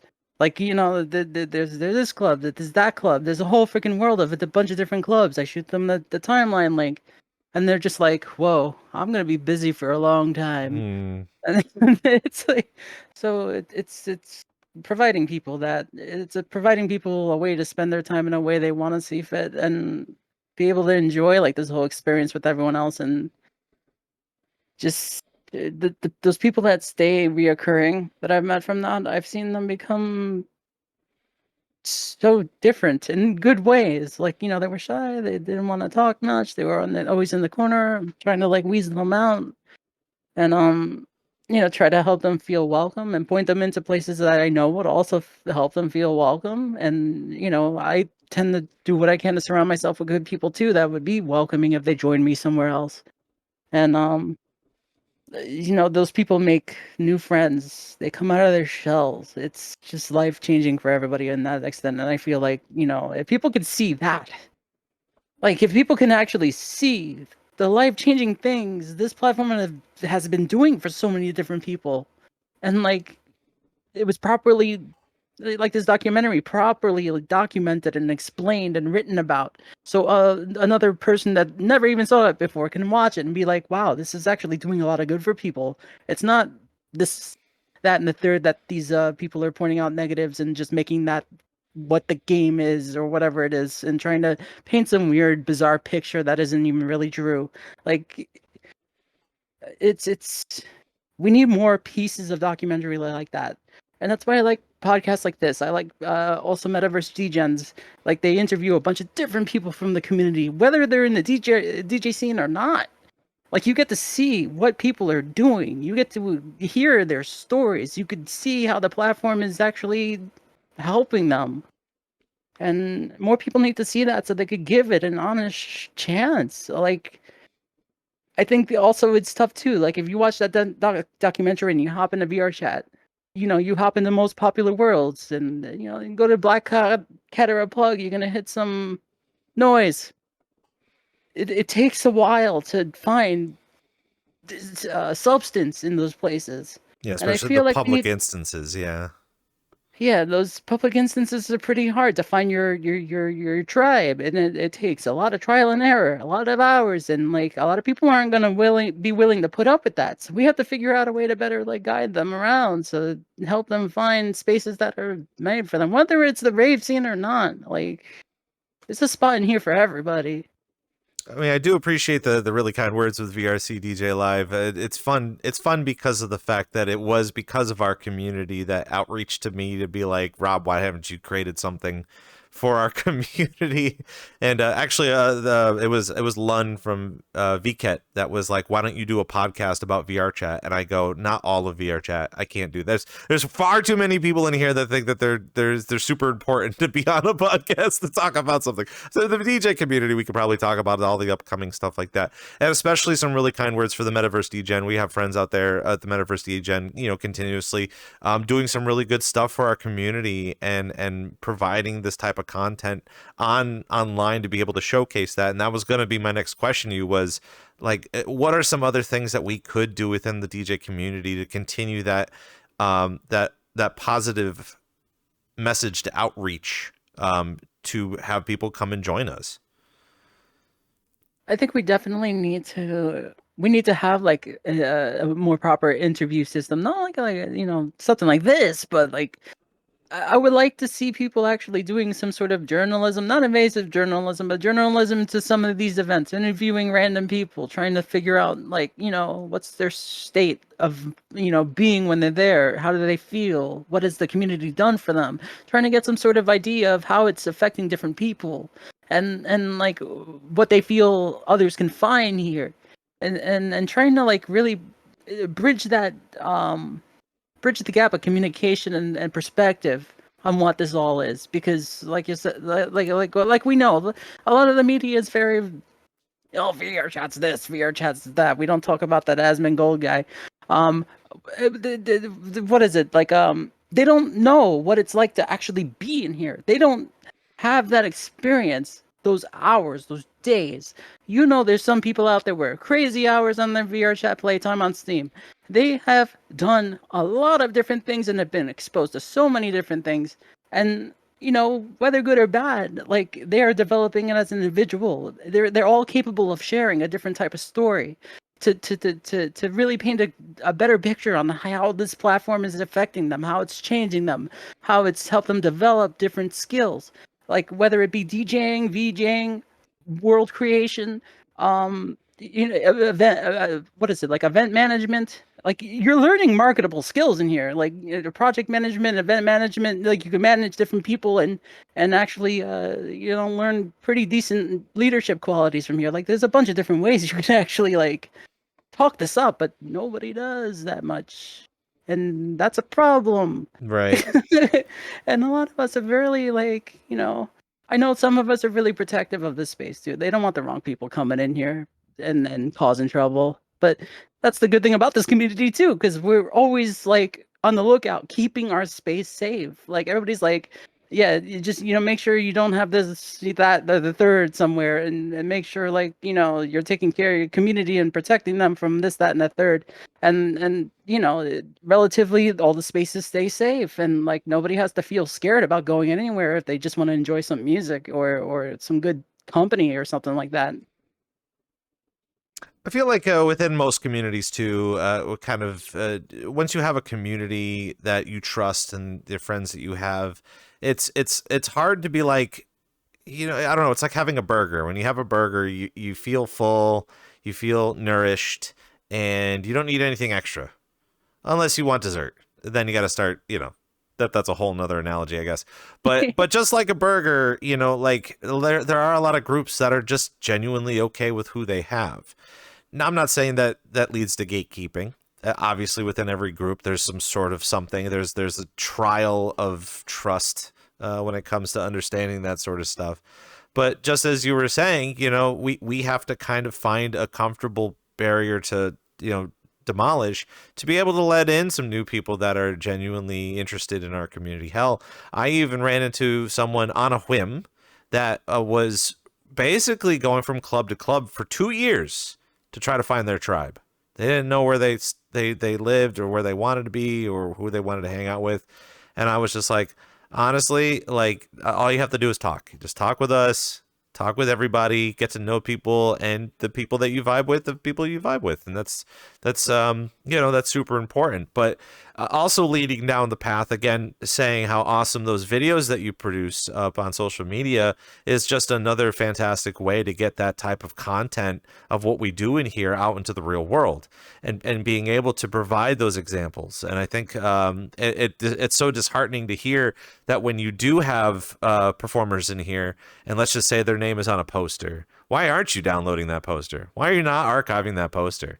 You know, just like as if you were gonna run a marathon and you got one of those fancy shirts with your medal, and then as you collect the shirts, you make a quilt. You're like, that sounds awesome. You know, why aren't you guys making a quilt out of all the posters that were made of all the events that you've done? Or you know, in this case, you maybe hire a friend to come in to do some video shooting. You know, that all could resonate somewhere down the road. I think a lot of us, when we leave high school, we were all like, damn, I wish I had photos of when I was in high school, or man, I wish I had video, or wish I remember this. And like, stop it, like, do it. Like, Yeah. it'd be nice to have it, and then you can showcase that sort of stuff. But in this particular scenario, sure, you know, again, we have to continue to not only showcase what we can do in our space as DJs and performers and club owners, but we have to find a way to kind of rise above the filth. You know, I'm not saying that all YouTube videos of VRChat are filthy. They have a filthy element. They are a little grungy, and they're meant for a purpose. But for our community, you know, there's still a lot of light to shine in our community, and we got to figure out a way to be able to do that. Now, kind of going a little bit hand in hand about the future and better understanding, because again, 2025, people still have their consoles, they're still practicing, they're still trying to get in, they're trying to make a name for themselves. But in the particular case that the IRL DJs that do real clubs for real money, and they want to come on in and kind of practice and stuff like that, where do you think that we should continue to, or even start to build the bridge to get them a little bit more interested in a space where most of us are anime, and they're not yet? I guess I'm gonna be honest and admit I don't know too much about the IRL spectrum of a lot of this. I don't have that kind of experience, but what I do feel, I worked with some outside DJs before. Like there was a charity event, Escape the Corona, that I've helped out with, and we when an IRL DJ comes in here without barely any exposure or explanation as to what this is, it is very confusing, and they come in with a different kind of mindset, period. I am not saying this as a negative thing on them. It's just that's what they're used to, and then that's what they're going to take with them. I feel like in this community, it's a lot less of what they have to deal with in person, honestly. Like, I feel like a lot more people in here when they DJ, when they run events and host a bunch of different things, I feel like it's definitely a lot more passion driven. You don't have to worry about so much red tape or a metric butt ton of like bureaucracy or anything complicated to just enjoy the people you're with and the music you want to play. You know, there's no red tape, there's no fees, there's no this, there's no that. You could just literally have fun without the nonsense. And I feel like a lot of people come in here with their guard all the way up here. Like, you know, to the point that they're kind of peeking through a little hole. You know, they're only willing to let so much in terms of learning and accepting the different perspective that other people have in here. I can't speak for everyone because I haven't met too many people to really generate a proper opinion on that. But I feel like we have to figure out a way to explain it to them. Like, listen, it's not as strict and harsh as it is out there. Like, you have way more freedom to be who you want to be, the kind of DJ you want to be, to put on the kind of shows you want to put on. There's enough space for that. You don't have to fight anybody for this, that, and the third. Not only that, like, also open to their eyes. Like, if they have that specific image on their DJ persona, they could actually make it a real thing in here. They don't have to wear a mask and, you know, like, or whatever they do in real life. They could make it them. They could literally embody themselves. And I think that would actually, like, turn a few screws and stuff like that, get people thinking and really like wondering what the full potential of things can actually be in here, versus IRL, I suppose. And then on top of that, there's a bunch of different clubs in here that are trying to bridge the gap to IRL, doing portal parties, doing portal events, actually trying to have an IRL space like ShelterCon or something like that. And then like your people in VR can kind of, still connect with each other in that way. And both the IRL and the VR are just, they're sharing in that experience. And that's kind of rare too. There's a whole bunch of different places that do this sort of stuff. And it's we need more of that too, to like also help humanize the VR experience to the real world. And I think not only will it hit the DJs and all that stuff, but definitely like more people along the way. Like maybe people that work with the DJs will also get involved and see what they can do and what they could learn. There's like a VJ for IRL DJ could come in here and meet some VJs in here and be like, whoa, I didn't think I could do this. I didn't know I could do that. You're doing some really cool stuff. How do you do that? People are learning together, collaborating, and growing as people. And that's the fun part of it, I guess. Trying to get people from point A to B. That's the hard part. You kind of said a very interesting bit of words. Try to figure like a paragraph sentence. So you said a very interesting thing, which kind of drew my interest over the fact of we are having some more IRL shows from the VRChat community. And even last year, Captain Duck was able to create a whole listing about 12 to 13 IRL VRChat events worldwide within the communities that we have here. And all of that is super important to kind of get a better basis on, especially because on this program, we do try to get a better idea of the difference between a hobby DJ in here who just comes in to kind of perform and practice and have a good time with it, compared to someone who is actually looking to take a few steps forward, wanted to do more IRL stuff, or maybe get a little bit more engaged with the community, maybe have the community go out to do these IRL events. Again, ShelterCon's a very good example of that. The fact that just people just be flying out to LA for no reason. The only reason is to go to ShelterCon. But do you kind of I know there's something else I was going to ask you too, but kind of leading into that, where do you see that kind of, what I was going to say is I know Rizumu just kind of celebrated an anniversary kind of recently. Comparable to what you guys know and what you know of the fact that people want to do IRL stuff, do you think that it is just kind of a popular thing to kind of start to put together nowadays, now that people are starting to see those types of successes? I think it's definitely an avenue that's worth exploring, because like there's more of a community now. Like people are actually willing to be like, I could actually be with my actual community in real life and be with the DJs and actually have a beer with them, give them a high five. It would be an event that's not like most of others because the culture is entirely different and a lot more open and free. Who wouldn't want that, really? Mm-hmm. It feels like you're just going to a giant house party with friends, family. Like it. I think the social level there is even on a higher level, level as well, because everybody knows each other. Everybody's spent hours and hours and hours of time with each other. So when they go to these places, they'll feel comfortable as opposed to like a random place. So I guess like there is like a really huge benefit there to bring what's in here out there, and people can actually feel safe, what is it, traveling and doing all these things with people that they trust and know. So it's definitely beneficial, and who knows where that can lead off to too. I mean, I don't personally know how to do this, but I would love to do like some Rizumu thing on the East Coast, because East Coast needs some love too. Honestly. I know recently I was kind of told about Furry Weekend Atlanta, and that is kind of coming up in a couple of months. But I didn't honestly realize that in MagFest. I ended up going to MagFest this year. And again, between the portal and the VRChat, there was like probably 70, 80 VRChat people just there alone, just kind of doing their thing. But all those people were telling me about how that was kind of the East Coast VRChat meetup. And I'm just sitting here like, why hasn't anybody told me about this? I don't know this information. But the same thing about FurCon too. It's just like the Atlanta FurCon. Like that tends to be the kind of the East Coast meetup of the fur community and how they get down with that. And while, you know, I'm still waiting to see if I can go perform there, it would be also very resourceful and a lot of education for me because I love the fur community.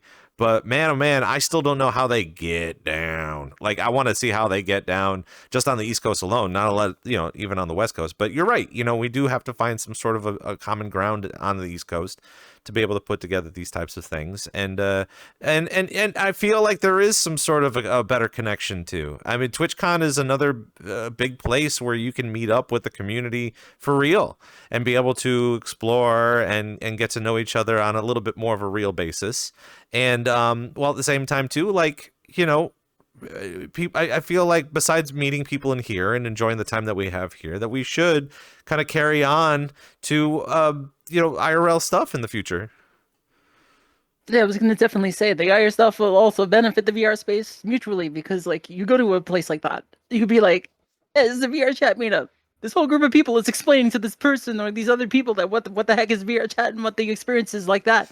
Like, we get to hang out with this community like every day or whenever we decide to hang out, and like we don't have to always meet up here. It's nice, but like we just want you to know there's a whole big community in here. Like you could hang out with and meet. Like you could take new people, you know, into the virtual realm just as easily as you're like carrying these things out into the real world. It's a really cool connection right there, and that would draw in a lot of people too. And relationships, connections, like it's all just one big explosion right there, and that's, you know, humanity needs that.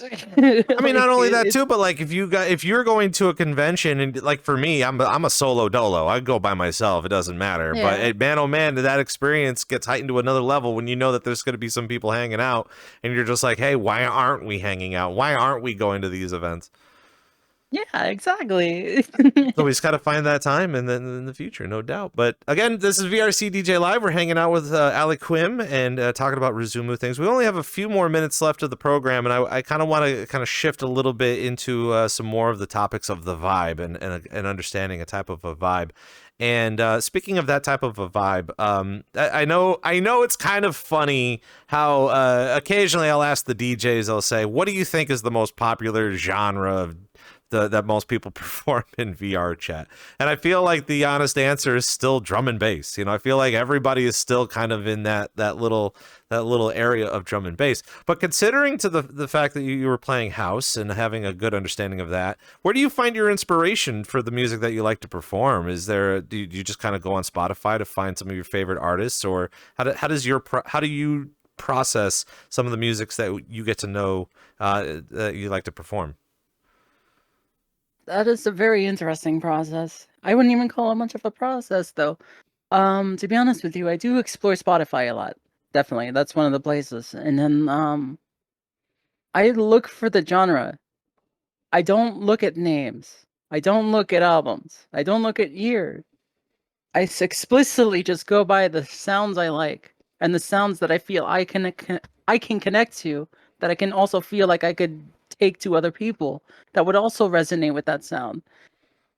I'm very peculiar. Like, you know, if you ask me for a set list or who played what track or who made what track, I'll be like, I have no idea. I just like it because it sounds good and my heart just vibes with it, and I wanted to bring it out here. That's it. And I collect my music based on that.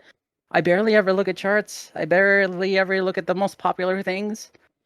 Maybe there might be a few songs that like are you know, I guess a little bit more well known. If I find a remix in that particular genre that sounds good, like I have this whole thing with Cowgirl. I need to freaking play it every single set somehow.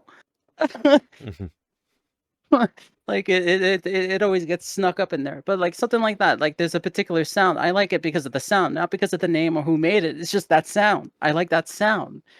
That's usually my process. Just how I feel about sounds, and it could be any genre really, because I've been kind of like starting to dig around in jungle, and like with drum and bass a bit, and like it has that same kind of vibe progressive house has to me, where it's like it just flows, like it just has that the thing about it that just that combination of sounds that just can guide your I don't know, your essence. I don't know. I that your heart could just easily float upon and just go along for the ride. And I feel like that also helps me cultivate that kind of vibe. Like I'm trying to find a way for people to kind of release to their essence a little bit, try to loosen up, try to find a more positive place to be instead of like wherever they were in the moment. That's what I feel like progressive house does for me and the people around me. Like I'll see like I'll play it snuggly Sunday, for example. And I'll see people falling asleep. I don't take offense to that. I think to me that's like good. They're relaxed. They're taking it easy. They're in a good place now. Like that makes me feel good. I'm doing what I wanted to do then. um yeah, I just it's just all about feeling the sound to me. Like the music is playing me as much as I'm playing it. I just have a weird ethereal relationship with the music and the sounds. You I know, just don't have any particular bias. you do have a lot of DJs that I've been seeing recently that provide that type of sound or vibe or energy, and a lot of that. I'm not saying that they're kind of ripping stuff from SoundCloud, but at the same time, I feel like SoundCloud could be a really good avenue for you to learn about either some again a vibe, a sound, as opposed to someone who made it or the album or whatever. And so all of that is very interesting on for me, especially because of the events that I go to that test my likeness for that type of genre and that type of music. I know for a fact, and again, not too many people think about this, but like I think a lot of people when they do study or they're deep in thought or they're working on a project, you've got the lo-fi in the background for like some sort of a background noise. Recently, in the past several years, I've been researching the sleep playlist on Spotify to get a good understanding of how that music is created and how it can generate a good solid sleep for you or put you into REM sleep to begin with. And all of that is kind of fascinating to me. But at the same time, man, when my Spotify at the end of the year comes in and they're just like, these are your favorite artists, and it's just a bunch of like landscapes with a bunch of names and like sleep things, I'm just like, no, I'm sorry. Like, like maybe I listen to it too much, obviously, because I fall asleep. I can't turn it off. But at the same time, too, like all of that is important.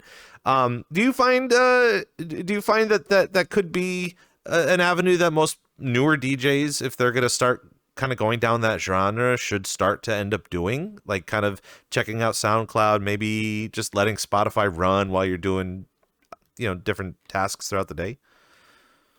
I consider that a recommendable course of action, and I've also spoke to people this week that kind of do something similar, because like just hyperfixating on the music and just watching the whole timeline go down, it's a little bit. That doesn't sound like fun. You should definitely like just have it on in the background. And if something like resonates with you, like then open Spotify or SoundCloud or whatever you're using. Make sure you favorite that for later, so you don't forget it later.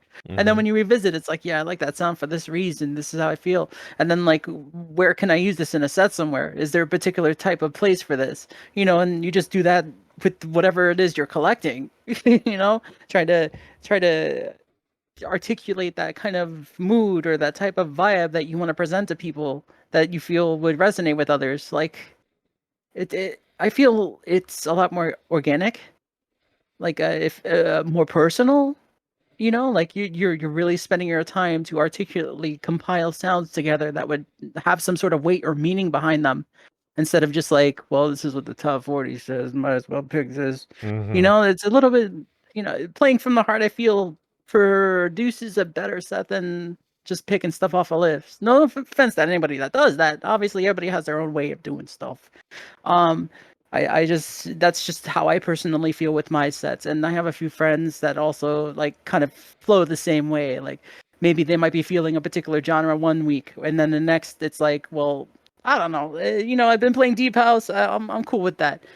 I'm feeling like UKG now. Like I'm just gonna go with that for a while because it has that kind of like sound and that kind of vibe that I want to be outputting to the people I'm sharing that time with. So I mean, even understanding the Beatport 100, I know that's kind of a trigger worthy phrase anyway, because I feel like, Beatport does provide some really good tracks. There's nothing wrong with the fact that you do perform Beatport 100. You can. It's Yeah. good. It's good practice. Yep. That's exactly what I did to practice when Rue gave me some, pointers for a starter, like how to work the knobs and all that stuff. And that's what I looked at. I'm like, I like the sound of progressive house. Let me hit that top 100 chart and just put stuff in key real quick and see what I can, see how this works. And I just did that every week. I mean, the way you got to look at it is that, like, you're the one that's listened to it. It may be brand new to someone else. Exactly. And then, like, when you play a favorite of yours, and like, that track comes in, you're like transitioning it in, or however you're working it in, like you have that kind of conviction behind the sound that's coming out. And then when you could kind of back up the force of that sound with your physical body language to the people in front of you, and then like if you notice that one person out there that is clicking with that sound, you could kind of like make that connection right there, like make some eye contact and raise some energy. In my opinion, I've had that happen. It's like, yeah, we all have this. You remember that movie Hackers? We like this. I've been noticing a lot of DJs really stretch out the type of genres that you can hear in VRChat. And again, maybe a couple of years ago, we were kind of sitting to like, you're either part of drum and bass or you're not. And like, okay, we get it. But at the same time, too, like being able to explore the stylings that you perform with other DJs in here that provide that also similar type of vibe, and even like having people fall asleep. I think it's rewarding if you have someone fall asleep to your set. I will say I have my own personal person who falls asleep to my set, which is weird because I do top 40. But at the same time too, it's still like, oh, that's good because now they are able to trust you and they can sleep in that space with that sort of thing. But kind of going back to the whole mental health thing and kind of being able to tell VRChat people to go out, touch grass, take some time away from the screens, take your headset off, go drink your water, relax for a bit.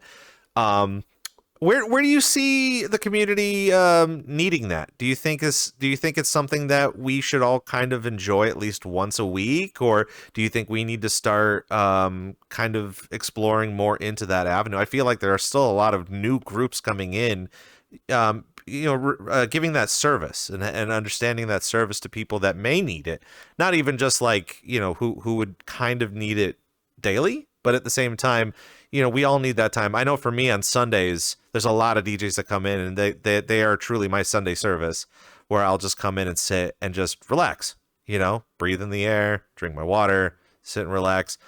Do you think that some VRChat people, groups, DJs, do you think that they need to at least do it once a week?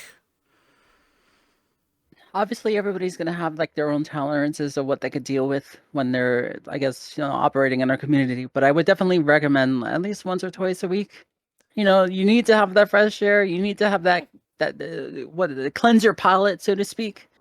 Sometimes things happen in here that they live rent free for a while, or the stress of running something lives rent free for a while. That stuff kind of subconsciously builds up without you really even knowing it sometimes. So sometimes getting some fresh air, try to interact with some like maybe friends or family that are local that you could actually like chill with for a little bit. Go out and get something to eat, do whatever, something that kind of reset your mind, make you forget about all those bad things. You need to have like some sort of a cycle for yourself, breathing room, as you put it. You need to have some sort of cycle that would keep yourself from getting way too absorbed. And I know I have, during the harder years of this, I've been absorbed. I've been waking up to stuff and freaking out and panicking, and I never know if something was gonna be on fire the next moment. It's stressful. It's really stressful. Nobody should have to deal with that. And then from the most successful event runners to like the more casual, like you need to give yourself that breathing room and that space to decompress, whatever it is, even if it isn't going outside. Like for me, it's just playing a set to myself or something like that. Just like let me see if I can get these sounds to kind of flush me out. You have to find your own way of handling it. There's not an answer for everyone, but the point being, you need to have that one thing you do once or twice a week to cleanse your palate and free up your mind a little bit. Is there a specific way that you get in tune before you start performing? Like, do you have like a certain regiment that you go through before you even start making a set? I kind of pick a few tracks at random to like try to like listen to them like I don't know, like 15 seconds each to like kind of find that kind of sound or maybe that kind of noise that I want to like start off with, I suppose. And I try to go based off sound first, and then depending on song title, I like to make a little poem with the track selection if I Hmm. can. There's some sets that I've like wrote love poems and then Hmm. and track names before, but yeah, I just sometimes if I have to, I can't force myself to make a set. Unfortunately, like if I'm playing somewhere, like I want to make sure if I'm saying yes, somebody asking me to play, like I'm going to be invested in this. I have something I want to do, and as soon as my heart is feeling it, I'll start like trying to gather stuff together right away because I don't want to like be doing it without that flame of passion there to back it up. I don't want anything to do that I do to feel empty or soulless. I don't like that. Hmm. Like I'm all or nothing, not halfway. No, all of these things are super interesting, and you hear my crowd noise when I'm like, yeah. But it's true, like there's so many different things that we don't think about that you think about that enlighten me and motivate me to get a better understanding, and it could be something as simple. I would have never thought about if you were going to put together a set but make a poem out of it. And it's kind of like putting together a set like a playlist on Spotify where like you're like you're spelling out the B movie but with just like song titles. But you would never think about that. I think all of us have to do a good practice and kind of learn the skills and learn the tricks and stuff, but all these quirky things that like you can throw in there that a lot of people don't recognize right away until you say it. I would be in disbelief if people actually went to some of your sets to go, wait a minute, there must be something hidden in the message here that I've kind of missed out on. But at the same time, too, we would have never known. I would have never known that there was a true meaning behind it. The only thing that I would probably know is like, let's just say you broke up with someone and you won't really want them to know that you have some hatred for them. You're kind of doing a list of songs of hate songs to them just to kind of give them that attention. But that's a really interesting way of kind of piecing that together. This oh sorry. Go ahead. Like my first set that I've ever done, I explicitly wanted to play in a specific place, playing songs that had a particular vibe that all had something to do with feeling together, being thankful, having gratitude, like, and then genuinely showing some sort of appreciation for particular people that I was around. Like, I'm thankful to have you here. I'm thankful not to be alone. I feel empowered, that kind of thing. And I feel like I didn't tell anybody about that, but I'm like, as long as they enjoyed it, that's good enough for me, even if they didn't hear it or get the message. I'm just happy that I got to share it with them anyway. I don't know. No, I'm kind of dorky like that. and that makes a lot of sense too, because again, there's a lot of different avenues that we don't pick up on right away, especially for those that are like, we've even kind of I think it was Anks who brought up the fact that there are some DJs that come in here and they still are feeling uneasy about performing in front of people. So she ended up saying something on the on social media maybe about a year ago that she was trying to start a movement where you would go do a set, you would DJ a set, but backwards. So you would be facing the wall and not facing the crowd. And because you can't see all those people, and have all these mental things going on, that you could still put on a really good show. And then when you are comfortable, maybe turn around or turn the stage around.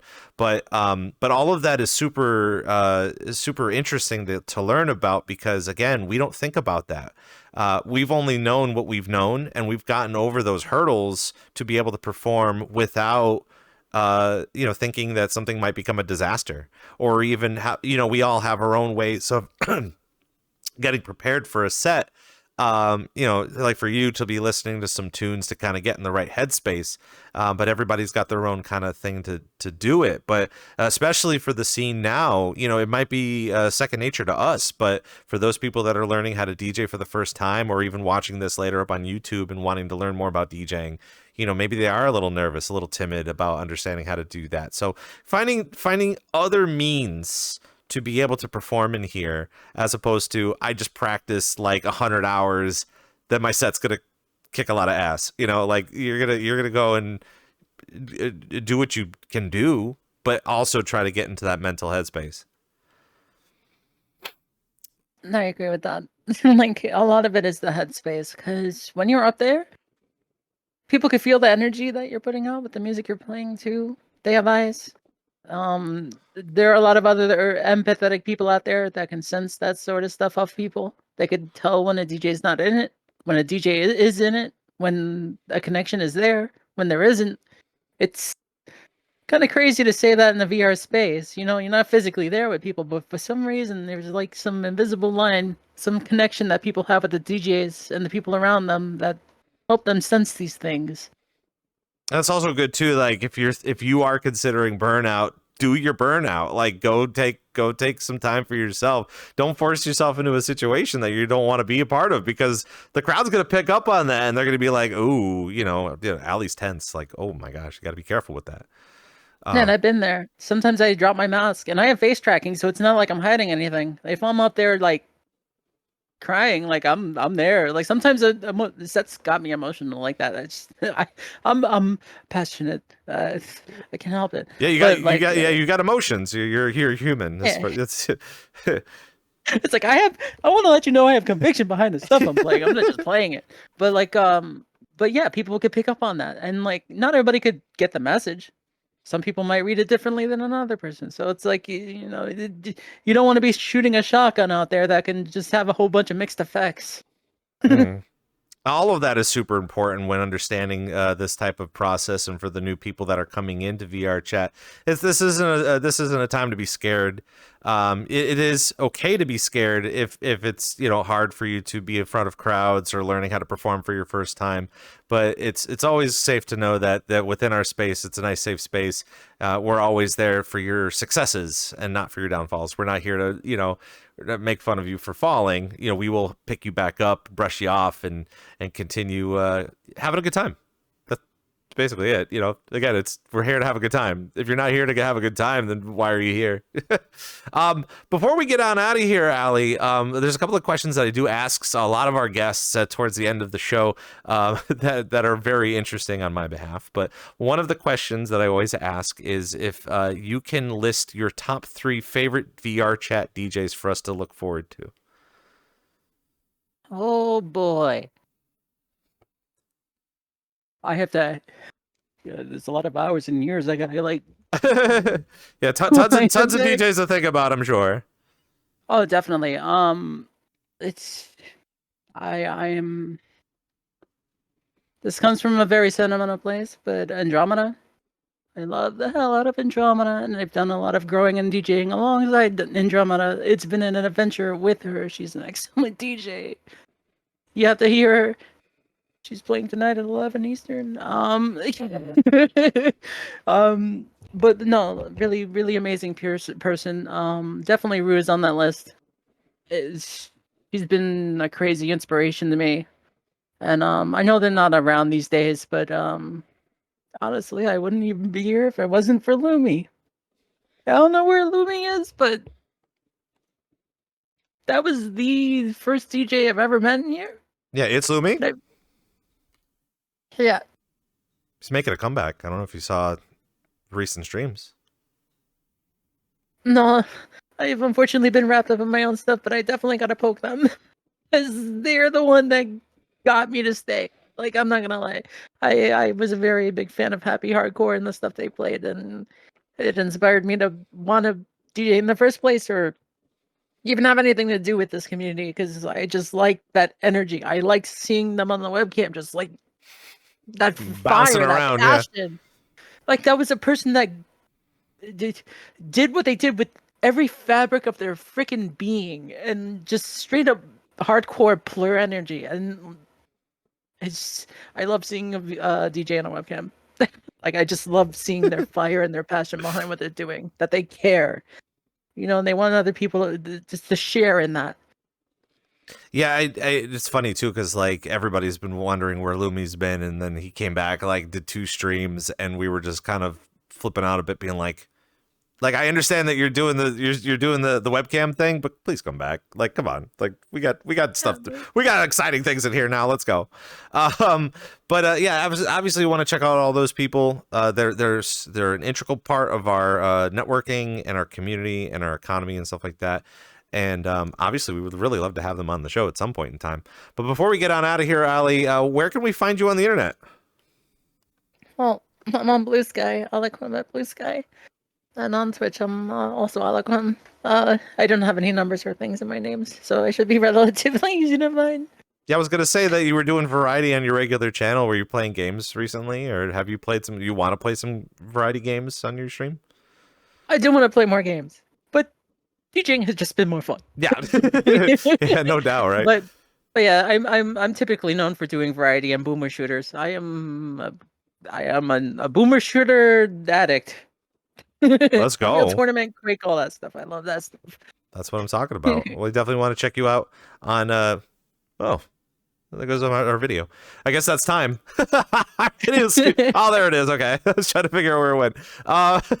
Anyway, Aliquem, thank you so much for coming on to our show, and I'd love to have you on some more to kind of talk about nostalgia stuff.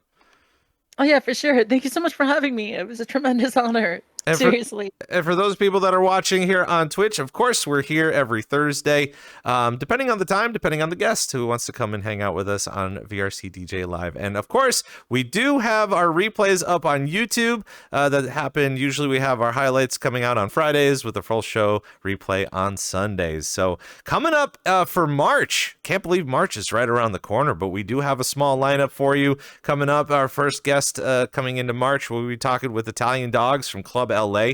They seem to be doing a lot within the community with some really good venues and lots of very good events, so it's gonna be really fun to talk with them. Later on in the program, we're gonna be talking with Bats, the Bats Project, kind of pick his brain a little bit about the stuff that he has been accomplishing in here, as well as communicating with the rest of the DJs too. Following up, we are also going to be talking with Club Refuge, and their popularity has been kind of going a little nutso recently, and so much so that they've been kind of still operating underground, despite the fact that they have just making events left and right. But it'll be really fun to kind of have them sit in and talk a little bit about what they've got cooking. Of course, we got the full lineup for you up on our X and our Blue Sky, and with the replays up on YouTube. So for Aliquem and Rizumu coming in and hanging out with us today, and for the VRC DJ Live team, my name is Rob Roman, and thanks for watching. We will see you guys next week.